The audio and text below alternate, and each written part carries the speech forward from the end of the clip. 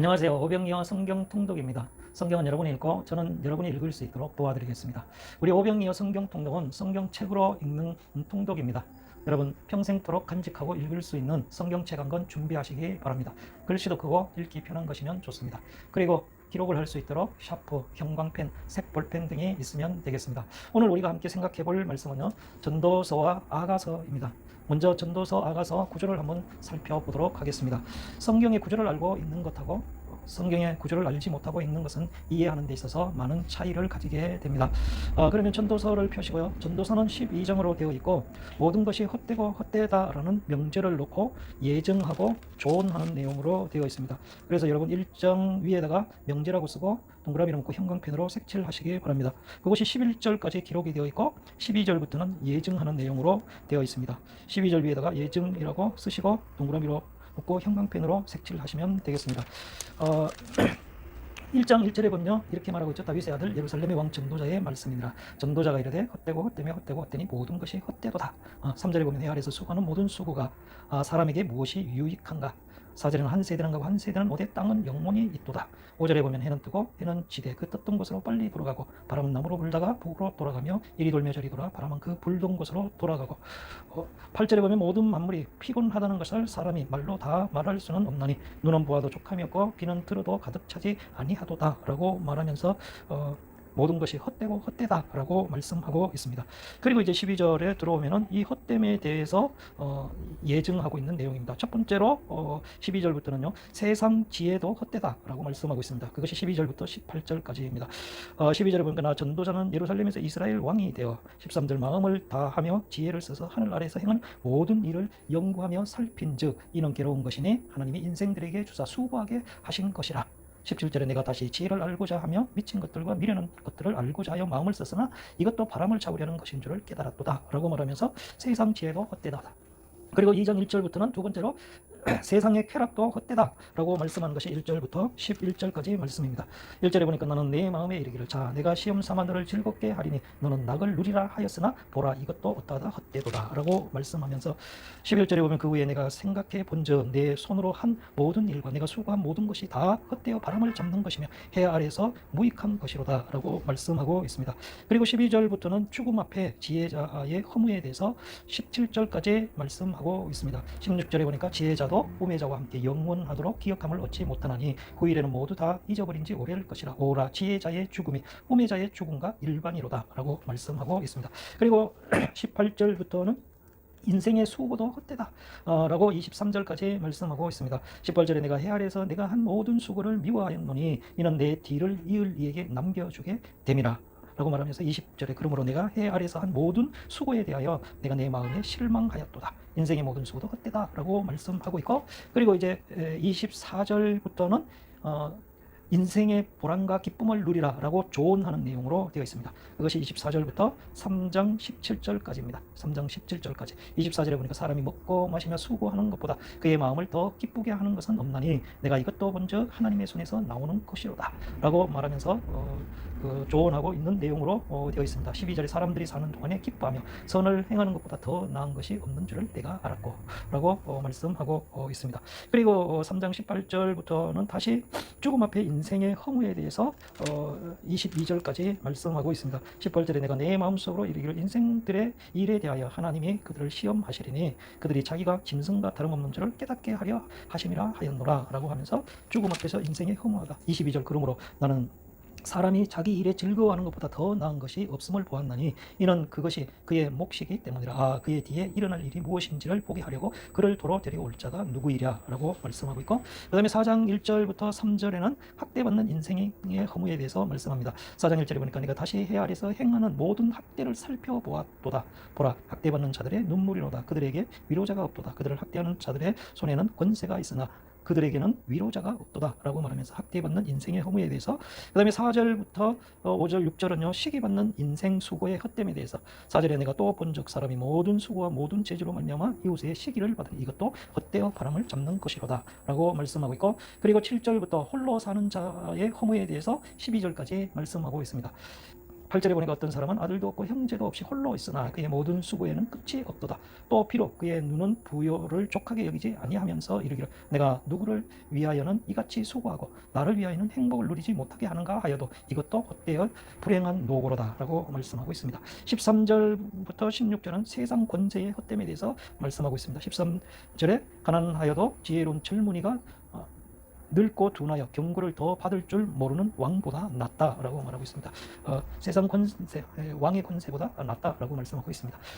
그리고 5장에서는 5장 1절부터 9절에는 다시 두 번째로 조언하는 내용으로서 하나님을 경외하라 라고 말씀하고 있습니다. 5장 1절에 너는 하나님의 집에 들어갈 때에 내 말을 삼갈지어다. 가까이 하여 말씀을 듣는 것이 우매자들이 재물 드리는 것보다 나으니 그들은 악을 행하면서도 깨닫지 못함이니라 라고 하나님을 경외하라 라고 조언하고 있고, 그리고 10절부터는 세상 재물의 헛됨에 대해서 20절까지 말씀하고 있습니다. 10절에 은을 사랑하는 자는 은으로 만족하지 못하고 풍요를 사랑하는 자는 소득으로 만족하지 아니하나니 이것도 헛되도다 라고 말씀하고 있는 것입니다. 그리고 6장 1절부터는 낙을 누리지 못하는 자의 허무에 대해서 말씀하고 있습니다. 3절에 보니까 사람이 비록 100명의 자녀를 낳고 또 장수하여 사는 날이 많을지라도 그의 영혼은 그러한 행복으로 만족하지 못하고 또 그가 안장되지 못하면 나는 이르기를 낙태된 자가 그보다 낫다 하나니 라고 말하면서 낙을 누리지 못하는 자의 허무가 6절까지 기록되어 있고 7절, 8절, 9절에는 채울 수 없는 수고의 헛됨에 대해서 말씀합니다. 7절에 사람의 수고는 다 자기의 입을 위함이니 그 식욕은 채울 수 없느니라 라고 말씀하고 있습니다. 그리고 이제 6장 10절부터는요 조언하는 말씀으로 세 번째 조언하는 말씀입니다. 지혜자의 삶에 대해서 이제 말씀하고 있는데 이것은 7장, 8장, 9장, 10장, 11장, 12장까지 조언하는 내용으로 지혜자의 삶에 대해서 말씀하고 있습니다. 구체적으로 보면은 7장 1절부터는요 보다 나은 가치를 구하라 라고 14절까지 말하고 있습니다.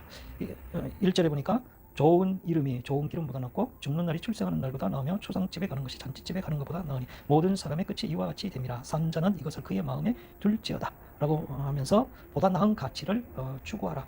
11절에는 지혜는 유산같이 아름답고 햇빛을 보는 자에게 유익이 되도다 라고 말씀하고 있습니다. 그 다음에 15절부터는 모든 일에 하나님을 경외하라 라고 18절까지 말하고 있습니다. 15절 내 허무한 날을 사는 동안 내가 그 모든 일을 살펴보았더니 자기의 의로움에도 불구하고 멸망하는 의인이 있고 자기의 악행에도 불구하고 장수하는 악인이 있다 라고 말씀하면서 모든 일에 하나님을 경외하라. 18절에 보면 너는 이것도 잡으며 저것에서도 내 손을 놓지 아니하는 것이 좋으니 하나님을 경외하는 자는 이 모든 일에서 벗어날 것입니다 라고 말씀하고 있죠. 그리고 19절부터는 지혜의 능력으로 살라 라고 말씀하고 있습니다. 19절에 지혜가 지혜자를 성읍 가운데 있는 10명의 권력자들보다 더 능력 있게 하느니라 라고 말하면서 지혜의 능력으로 살아라 라고 8장 1절까지 말씀하고 8장 2절에서는요 권위를 분별하라 라고 7절까지 말씀하고 있습니다. 내가 권하는 왕의 명령을 지키라. 이미 하나님을 가르쳐 맹세하였음이니라. 7절에 사람이 장래일을 알지 못하나니 장래일을 가르칠 자가 누구이랴 라고 말하면서 권위 왕의 명령의 권위를 분별하라 라고 말하고 있습니다. 그 다음에 9절부터는 모든 일에 하나님을 경외하라 라고 13절까지 말씀하고 있습니다. 9절에 내가 이 모든 것들을 보고 해 아래에서 행하는 모든 일을 마음에 두고 살핀즉 사람이 사람을 주장하여 해롭게 하는 때가 있도다 라고 말하면서 13절에 악인은 잘 되지 못하며 장수하지 못하고 그 날이 그림자와 같으리니 이는 하나님을 경외하지 아니함이니라 라고 말씀하고 있습니다. 그 다음에 14절 15절은 모순된 세상에서 희락하라 라고 말씀하고 있고 그것이 이제 15절에 말씀하고 있고 16절 17절에는 뭐 알 수 없는 하나님의 행사에 대해서 말씀하고 있고 그리고 9장 2절에는요 죽음 전에 최선의 삶을 살아라 고 말씀하고 있습니다. 2절에 보니까 모든 사람에게 임하는 그 모든 것이 일반이라. 의인과 악인이 선한 자와 깨끗한 자와 깨끗하지 아니한 자 제사를 드리는 자와 제사를 드리지 아니하는 자에게 일어나는 일들이 모두 일반이니 선인과 죄인 맹세하는 자와 맹세하기를 무서워하는 자가 일반이로다 라고 하면서 7절에 보면 너는 가서 기쁨으로 내 음식물을 먹고 즐거운 마음으로 내 포도주를 마실지어다. 이는 하나님이 내가 하는 일들을 벌써 기쁘게 받으셨습니다. 죽음 전에 최선의 삶을 살 것을 말씀하고 있습니다. 그리고 11절 이것이 죽음 전에 최선의 삶을 살 것이 12절까지 말씀하고 있고 그 다음에 13절부터는 또 알 수 없는 지혜자와 우매자의 삶에 대해서 말씀하고 그것이 10장 4절까지 말씀하고 있고 10장 5절, 6절, 7절에도 알 수 없는 사회의 모순들에 대해서 말씀하고 있습니다. 그리고 8절, 10장 8절부터는요.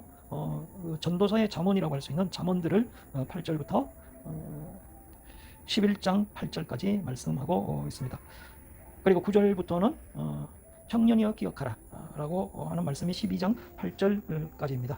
9절에 보니까 청년이여 내 어린 때를 즐거워하며 내 청년의 날들을 마음에 기뻐하여 마음에 원하는 길들과 내 눈이 보는 대로 행하라. 그러나 하나님이 이 모든 일로 말미암아 너를 심판하실 줄 알라 라고 말하면서 12장 1절에 보면 너는 청년의 때에 너의 창조주를 기억하라 라고 말씀하고 있죠. 그리고 이제 12장 9절부터는 마지막 결론 부분으로서 사람의 본분에 대해서 말씀하고 있습니다. 9절에 보니까 전도자는 지혜자이어서 여전히 백성에게 지식을 가르쳤고 또 깊이 생각하고 연구하여 잠언을 많이 지었으며 13절에 보면 이 일의 결국을 다 들었으니 하나님을 경외하고 그의 명령들을 지킬지어다. 이것이 모든 사람의 본분이니라 라고 말씀하시면서 전도서를 끝맺게 되는 것입니다. 그러면 아가서로 넘어가서요. 이 아가서는 8장까지 기록되어 있는데요. 이 아가서는 어떻게 이해할 것인가? 이 아가서는 솔로몬의 아가로 되어 있으면서 오페라 기법으로 기록되어 있습니다. 그래서 이 아가서는 오페라 기법으로 이해를 해야 되는 것입니다. 6막으로 나눌 수 있습니다. 첫 번째는 사랑, 사모함, 결혼, 그 다음에 갈등, 재회, 성숙에 대해서 6막으로 6막으로 나눌 수 있는데 먼저 1장 1절부터 2장 7절까지는 제1막 사랑에 대한 말씀입니다. 그리고 2장 8절부터 3장 5절까지는 사모함.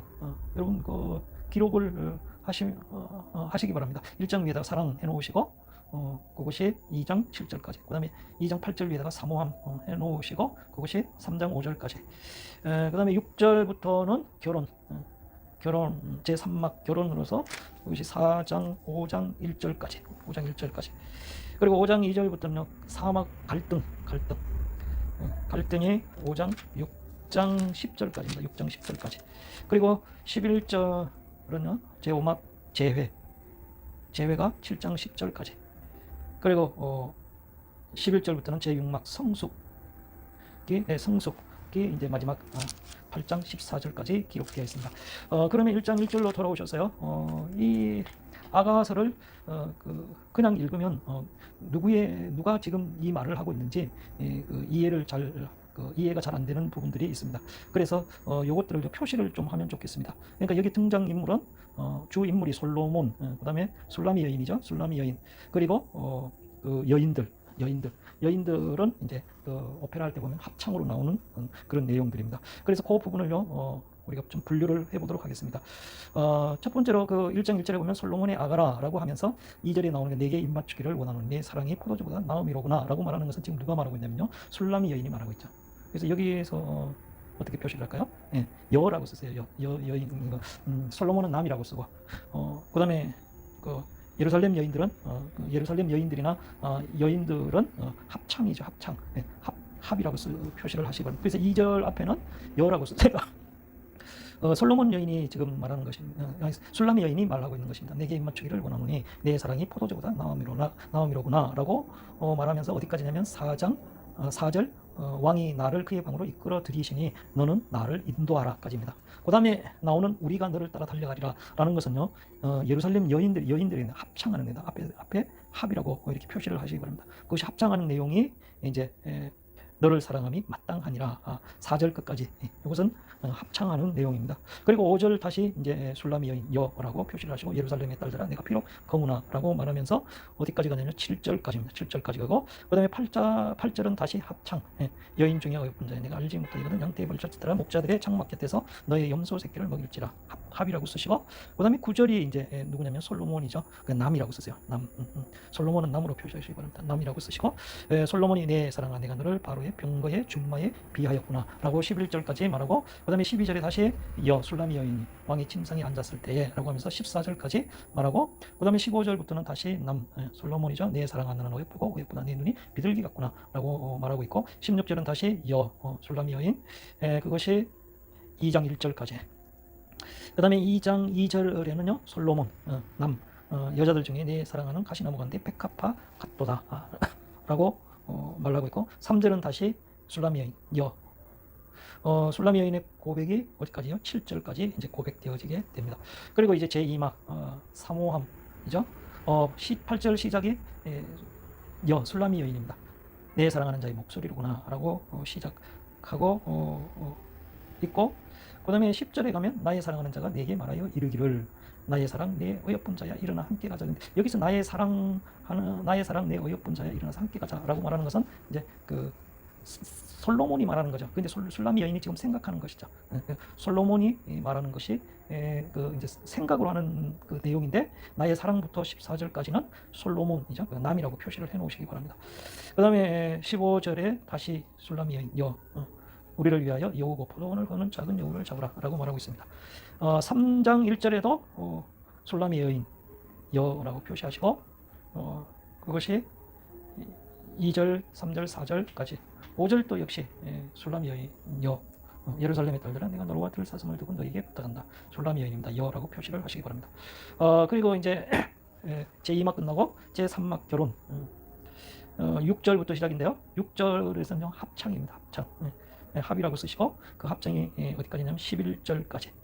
11절 예루살렘의 딸들아 나와서 솔로몬 왕을 보라. 본인 날 마음이 기쁠 때에 그의 어머니가 씌운 왕관이 그 머리에 있구나 라고 합창하는 내용. 6절부터 11절까지는 술람이 고향 사람들이 합창하는 내용으로 되어 있습니다.